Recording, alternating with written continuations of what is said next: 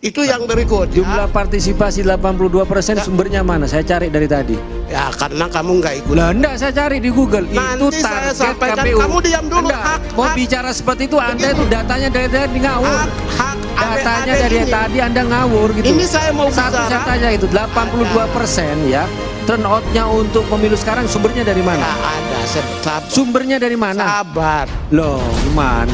Partisipasi pemilu itu ketika orang Selesai coblos. penghitungan nanti baru ketahuan. Ketika ya. orang coblos bukan perhitungan. Anda itu tidak pernah ikut di dalam penyelenggaraan Loh, pemilu. 82% pemilih Indonesia dari mana sumbernya? Saya tanya, di mana sumbernya? Saya ketua tim pemantau. Dari mana sumbernya? Ketua tim. Yang saya cari barusan itu Ya. target KPU tahun ini 82% Ya, untuk pemilih. itu kamu sudah ngomong. Itu target, Udah, bukan itu. hasil. Gimana Anda Berarti membedakan kan aja Anda data sudah kan? ngomong. Loh, itu target, bukan hasil gitu. Beda. Kalau anda tidak mengerti sistem, Tapi guys, hasil pemilu Begini. belum diumumkan. begini. Nanti Kalau anda tidak mengerti sistem, Ngawur, Anda. jangan asal ngomong. Itu yang namanya logika falasi. Lah, gitu. Tuh, Siapa yang baru logika yang falasi? berikut.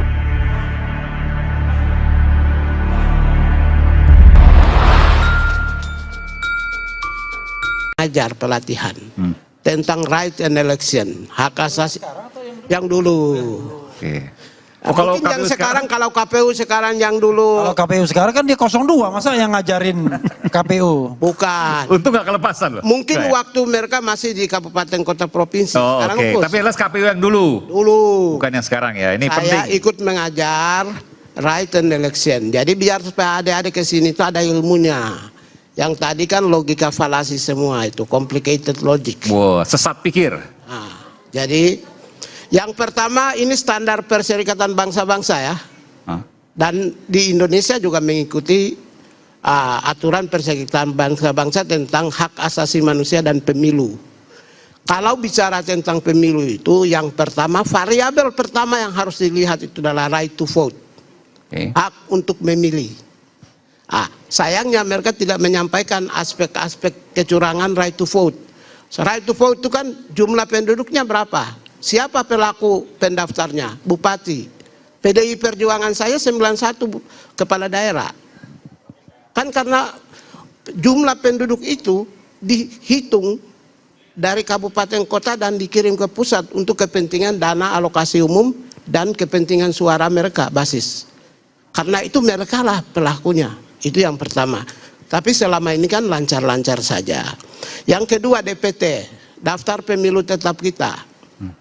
Karena pemerintah lancar mendaftarkan, karena penyelenggara pemilu lancar dan mendatangi, sehingga apa? DPT tahun 2019 itu 190 juta kita punya.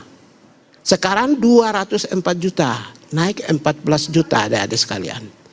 Berarti bagus dong, 14 juta rakyat yang ikut pemilih.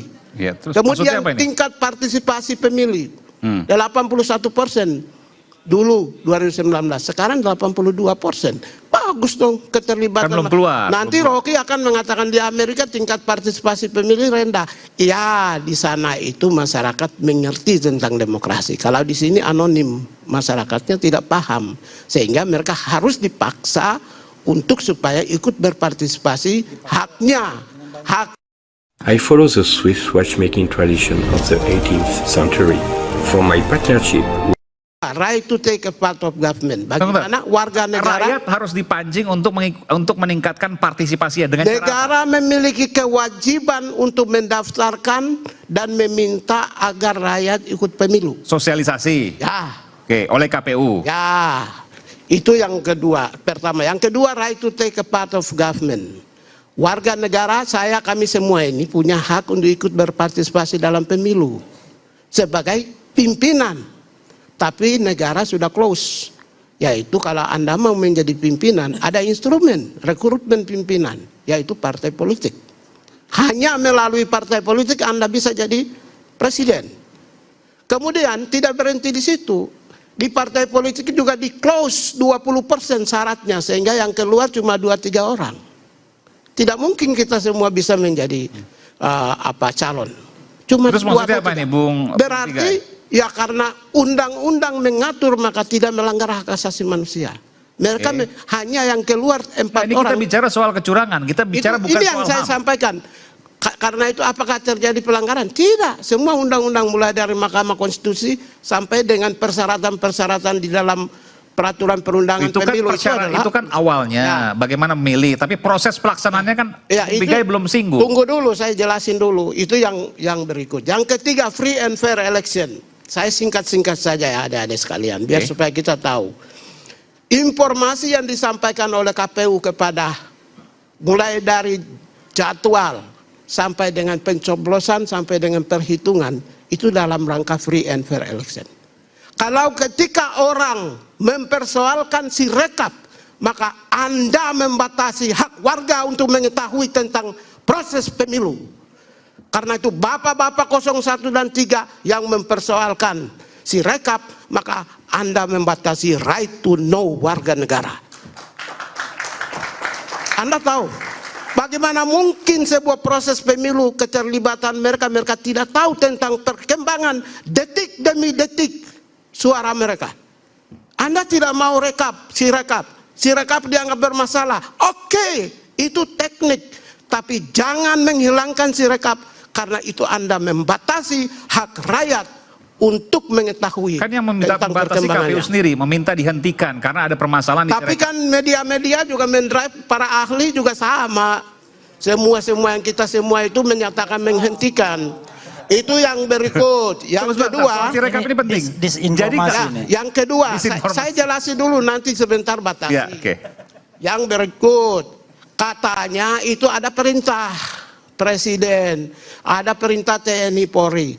Begini, Presiden di dalam konteks pelanggaran dan kejahatan itu perintahnya ada 2. Tertulis atau lisan. Mana tertulisnya, Bos? Yang ada PDI Perjuangan di Sorong itu. Sudahlah. Perjuangan ke sana mukanya, jangan ke sini. Oh ya, maaf. Yang ada di Sorong itu, yang bupati dengan lembaga intelijen itu baru perintah tertulis. Mana ada perintah dari Jokowi, ada Prabowo sebagai Menteri Pertahanan atau Panglima TNI atau Kapolri untuk memenangkan seseorang. Karena itulah namanya mens rea-nya ada di situ. Karena kejahatan sistemik itu adalah commander responsibilities, bukan individual responsibilities. Tanggung jawab komando. Kalau tidak ada perintah tertulis atau lisan, tidak bisa. Jokowi juga hanya terbatas pada presiden juga bisa kampanye. Itu bukan perintah. Itu yang berikut. Jumlah partisipasi 82%, sumbernya mana? Saya cari dari tadi. Ya karena kamu nggak ikut. Nah, enggak, saya cari di Google. Nanti itu saya target sampaikan, KPU. kamu diam dulu. Mau bicara seperti itu, Anda begini, itu datanya dari tadi ngawur. Datanya dari tadi Anda ngawur gitu. Ini saya mau Satu bicara. saya tanya itu, 82% ya. Turnoutnya untuk pemilu sekarang sumbernya dari mana? Ya ada, sabar. Sumbernya dari mana? Sabar. Loh, gimana? Partisipasi pemilu itu ketika orang Selesai coblos, penghitungan nanti baru ketahuan. ketika orang coblos bukan perhitungan. Anda itu tidak pernah ikut di dalam penyelenggaraan pemilu. 82% pemilih Indonesia dari mana sumbernya? Komnas HAM, Saya tanya, dari mana sumbernya? Saya ketua tim pemantau Dari mana sumbernya? Ketua tim yang saya cari barusan itu target KPU tahun ini 82% untuk memilih. Itu kamu sudah ngomong. Itu target, bukan itu, hasil. Bos. Gimana? Anda Berarti membedakan kan aja Anda data sudah nggak benar. ngomong. Loh, itu target, bukan hasil. Gitu, beda. Kalau anda tidak mengerti sistem, Pak Bigai, hasil pemilu belum diumumkan. Begini, Nanti kalau anda tidak mengerti sistem, jangan asal ngomong. Itu yang namanya logika falasi. Lah, gitu. Baru yang berikut siapa yang logical falasi semua, atau sesat pikir? Semua. Nggak boleh hanya satu. Ini teman saya. Termasuk Pak Bigai, tapi nggak sesat pikir nih? Saya tidak. Oke. Baru variabel yang keempat itu money politics. Begini, kalau money politics itu bukan uang negara. Saya mau sampaikan, uang partai politik atau kandidat. Mana uang kandidat dan partai politik? Coba tunjukkan. Kalau uang negara itu dalam hak asasi manusia di preambul pertama itu menyatakan bahwa the state obligation fulfill on human right, yaitu hak warga negara untuk mendapatkan pelayanan sandan, pangan, dan papan. Karena itu bantuan sosial adalah hak negara, memiliki kewajiban untuk mensejahterakan rakyat dalam bentuk sandan, pangan, dan papan. Itu uang negara, bantuan sosial.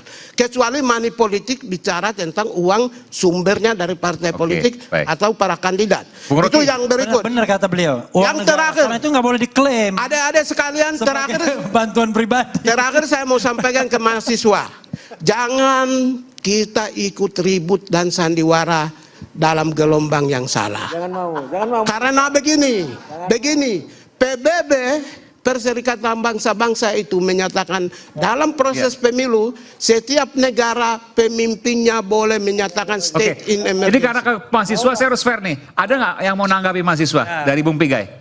Ada yang berani nggak nanggapi? Mau nggak boleh nggak ikut-ikut. Oh ada. Jaket kuning dari UI. Ada ini. Silakan Mas.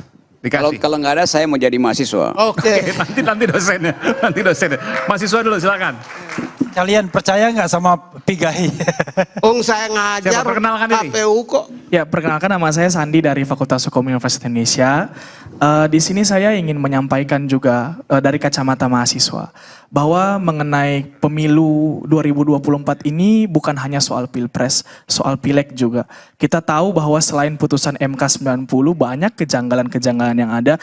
Contohnya mengenai putusan Mahkamah Agung yang diabaikan oleh KPU mengenai keterwakilan perempuan untuk pemilihan legislatif. Dan setelah itu pun Bawaslu menyatakan bahwa KPU bersalah karena mengabaikan putusan Mahkamah Agung tentang keterwakilan perempuan yang presentasinya apabila ada koma maka turun ke bawah pembulatannya, dan itu yang sebenarnya menjadi kesalahan. Kesalahannya holistik, bukan cuma putusan MK nomor 90, bukan mengenai bansos saja, tapi sejak awal pun KPU sering lalai dalam memberikan keputusannya terkait dengan apa yang sebenarnya harus dilakukan oleh penyelenggara pemilu. Tadi disebutkan misalnya ya udah mahasiswa diam saja, mahasiswa tidak perlu resah karena semuanya berjalan dengan normal gitu. Kami di Fakultas Hukum UI ketika pemilu 2024 kemarin melakukan pemantauan TPS, sekarang juga kami sedang melakukan berbagai diskusi-diskusi publik dalam kampus bagaimana hal-hal yang harus kita kritisi di pemilu 2024 dan banyak hal lagi yang sebenarnya kami akan lakukan dan kami akan terus bekerja karena pemilu ini tidak sempurna dan kita harus berbenah, pemilu kita masih harus banyak perbaikan, begitu. Saya setuju. Saya menyetujui dengan Ade. Karena apa? Kita agar supaya penyelenggara pemilu yang berkualitas. Tadi katanya nggak usah karena nggak ada masalah. Setuju karena harus ada span of control. Ada span of control oleh mahasiswa itu lebih kepada kualitas pemilu. Kontrol agar penyelenggaraan pemilu yang demokratis dan yang berkualitas. Oleh karena itulah diskusi-diskusi, dialog-dialog itu penting, asal jangan masuk dalam kelompok-kelompok kepentingan. Saya kira mahasiswa misalnya kelompok kepentingan kan mereka nggak masuk partai politik dan sebagainya. Asal, kan saya bilang asal jangan masuk dalam kelompok kepentingan karena genuinitas perjuangan Anda. Saya aktivis 98. Saya mau kasih tahu organisasi saya, PMKRI, saya PRD, Smith, LMND, aktivis Papua, aktivis kampus, sudah 6 saya itu. Kalau ingin lakukan perubahan di negara ini seperti 98, yang penting jangan masuk dalam kelompok kepentingan. Itu yang penting. Mengingatkan bahwa gerakan mahasiswa tidak partisan, gerakan akademisi tidak partisan, dan karena itu pemilu ini harus dikawal, harus dijaga sejak dari proses awalnya hingga hasilnya, hingga berjalannya untuk ke depan. Dan itu yang kami lakukan. Sehingga kami akan terus bersuara, kami akan terus bergerak untuk mewujudkan pemilu yang benar-benar demokratis. Ya. Saya ke Bung Rocky. Kayaknya dia lebih maju pikirannya daripada Pigai. Mahasiswa. Hebat, mahasiswa dong. Kan saya yang dorong dia ngomong begitu. Bung Rocky tadi sebutkan, semuanya ini sesat pikir, termasuk Bung Rocky. Saya yakin tadi Anda melihat gatal untuk bicara. Saya berikan kesempatan, silakan. Saya terangin dulu sesat pikirnya Pigai itu. Kayak tenang. Benar tadi bahwa right to vote. Tapi nggak berhenti di situ. Mesti ada conditional supaya right to vote itu menghasilkan free competition. Itu dasarnya kan. Free competition, hanya disebut free competition. Kalau ada yang disebut sebagai candidacy yang betul-betul tidak dihalangi atau tidak diistimewakan. Jadi itu sama seperti right to vote, iya betul, tapi kita mesti pilih kucing dalam karung. Bukan kucing dalam karung bolong, ya udah kelihatan ada kucing istana di situ. Itu aja udah bias kan. Bukan seekor. Ada kucing istana di dalam karung. Kita udah tahu. Jadi kemampuan kita untuk membela seseorang hanya karena dia kucing istana mempengaruhi dua kucing yang lain. Saudara Pigai, right to vote-nya di mana? Pertanyaannya bukan right to vote, just voting apa enggak? Right itu ada pada saya, tapi saya tuntut vote saya itu adil apa tidak. Itu dasarnya yang pertama. Yang kedua tadi soal TSF. Mahkamah Konstitusi dirancang sebagai tempat kita berdoa terakhir. Itu poinnya tuh.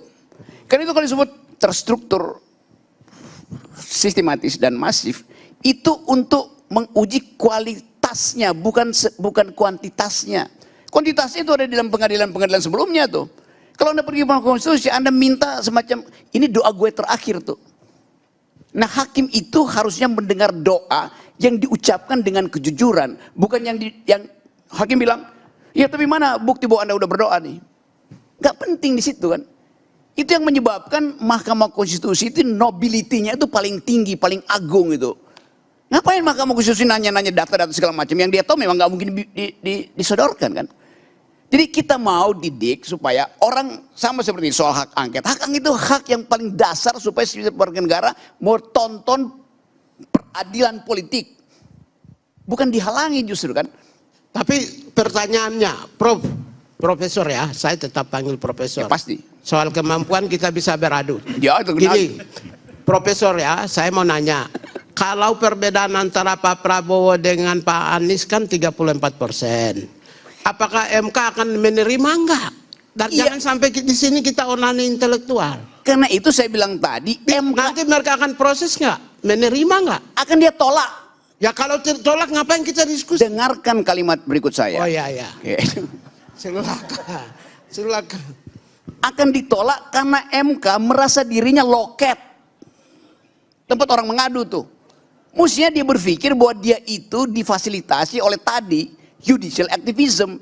Supaya dia bisa menghidupkan harapan bahwa demokrasi bisa diperbaiki oleh MK. Kalau MK tolak, ini akan jadi presiden untuk MK berikutnya tuh. MK berikutnya, bawa aja datanya tuh, terus-terus begitu. Jadi akan ada hilirisasi kecurangan, hilirisasi kedunguan. Itu yang kita tuntut sekarang supaya MK itu berubah cara dia memandang fakta. Kan itu dasarnya kan. Coba. Apa? Ya. Begini. Saya kira kalau kita melimpahkan MK itu kan ada syarat-syarat formil. Udah itu udah Kalau persyaratan formil, gini tidak bisa bermain di logika falasi. Ini sesuatu yang fakta. Ini nggak ada urusan dengan fallacies itu. Kasus bicara tentang fakta, bukan bicara tentang logika. Ini kan ada soal hotel Tapi bahwa logika itu membuka pintu untuk masuk ke entry point menemukan fakta, saya setuju. Gini ya, Saudara Pigai. Saya setuju. Iya kalau udah setuju ngapain Kalau bantah saya? secara fakta ternyata terbukti aspek formilnya tidak terpenuhi di MK, kemudian tertolak langsung, maka Ya, maka itu artinya, karena itu saya bilang tadi, MK menempatkan dirinya sekedar sebagai loket, nggak pakai otak, nggak pakai ethics, nggak pakai reasoning. Ya. Jadi buat apa ada MK? Ya sudah. Ya iya itu. Kan undang-undangnya menyatakan demikian. Nah iya karena itu. Gini. Undang-undangnya menyatakan demikian. Kita sebagai warga negara Ya itu tadi yang wajib tunduk dan taat kepada aturan-aturan hukum yang mengatur negara ini. Bos Pigai. Kecuali kalau Anda Bos mau Pigai. ingin berdiri membangun Bos sebuah Pigai. negara, Bos kemudian mengelola negara dengan Bos. hukum rimba, silakan. Pigai. Ini negara hukum. Rekstad bukan Mokstat. Pigai itu Ini Rekstad bukan Mokstat. Anda itu nggak ngerti tentang Mahkamah Konstitusi. Yang paham itu teman Anda Fahri Bahmid. Ya, yang Anda katakan bukan. itu Ini kan kalian baru mengerti bab hal-hal pertama. tentang teknis-teknis Mengenai hal-hal yang sifatnya formal. Memang ada formalitasnya, mengajukan permohonan, angka-angka dulu dan lain sebagainya. Tapi itu baru introduction. Yang dalamnya ada lagi yang kualitatifnya. Disitulah munculnya yang terstruktur, sistematis, masif dan lain sebagainya. Jadi kalau kita bicara tentang kecurangan pemilu, itu kalau kita bicara tadi saya bilang, kalau excessive power digunakan dan membuat pemilu itu tidak jujur dan tidak bebas, negara lain itu batalkan tuh pemilu. Begini, ya. excessive Jadi, use of power sebentar itu dulu. fakta menggerakkan Karena sistem itu- negara. karena Mana itu saya sistem katakan, negara yang digerakkan? kalau Itu yang Anda penting. mengatakan bahwa Nggak itu hanya bisa dong. angka-angka, Jangan Anda nggak asal-asal. paham. Excessive Anda use of tidak power paham itu kalau bukan ketika bahasa bilang hukum. cuma angka-angka Itu doang. bahasa Ya. bahasa keamanan itu, ketertiban atau itu penggunaan putusan kekuatan negara. MK di dunia bukan ini, penggunaan di Thailand, kekuasaan di Georgia hukum. dan beberapa negara lainnya, itu ketika dia membatalkan pemilu, bukan hanya soal angka-angka. You Oke. understand what I mean? Ya, I know. I know. Oke. I know, Oke, but kita akan lanjutkan nanti. tapi excessive use of power Iya. itu tidak bisa bicara Jadi tentang dia ini nggak ngerti MK, persoalan sosok MK. bicara MK. Nanti Bukan, kita akan- Saya nanti sama kita akan- Fahri ini sudah bicara dengan MK itu udah biasa itu. Ya, Dia nggak ngerti MK. ini kan datang ke hal-hal MK aja nggak pernah teknis dia. Oke, ece ya. itu. Nanti kita akan Ini kita bicara tentang Kita akan bernegara, kembali saat lagi bukan tetaplah bersama kami di bernegara. Rakyat Bersuara.